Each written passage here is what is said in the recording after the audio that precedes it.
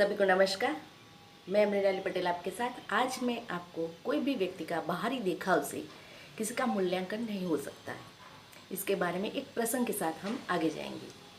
राजस्थान में एक अलवर राज्य, उसमें एक राजा हम जानते हैं, राजा जय सिंह राज्य करते थे और वो लंदन की मुलाकात लेने के लिए गए और वहीं पर बॉन्ड स्ट्रीट नाम का जो एरिया है वहीं पर वो घूमने के लिए गई। वहाँ उन्होंने रोल्स रॉय करके एक शोरूम देखा गाड़ी का, तो उन्होंने सोचा कि चलो मैं देख के आता हूँ, सोचते हैं क्या करना है।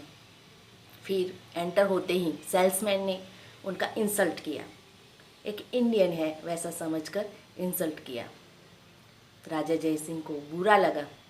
इंसल्ट इसीलिए किया कि पहले तो वो एक सामान्य दिखते थे, क्योंकि वो उनके पोशाक में, जो राजा महाराजा का जो पोशाक होता है वो पोशाक में नहीं गए थे, वो एक सामान्य व्यक्ति की पोशाक में गए थे।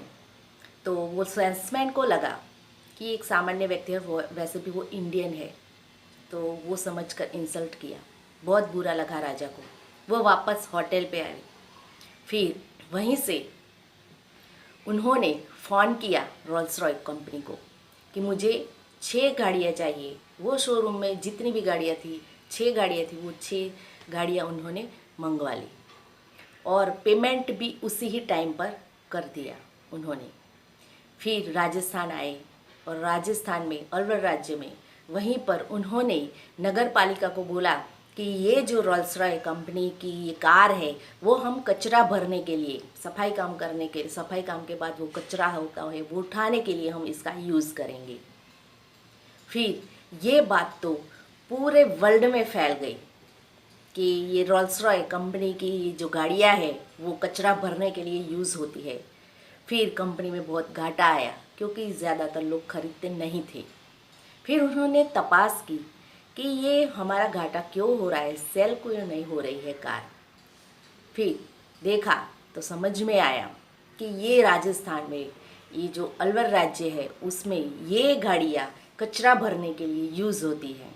फिर उन्होंने लिखित में माफ़ी मांगी वो राजा की कि ये जो भी हुआ है इसके लिए हमें माफ़ कर दीजिए। फिर राजा ने सोचा कि चलो हमें जो उसको पाठ सिखाना था वो समझ गए हैं। फिर उन्होंने वो गाड़ियाँ थी वो कचरा भरने के लिए कैंसिल कर दी।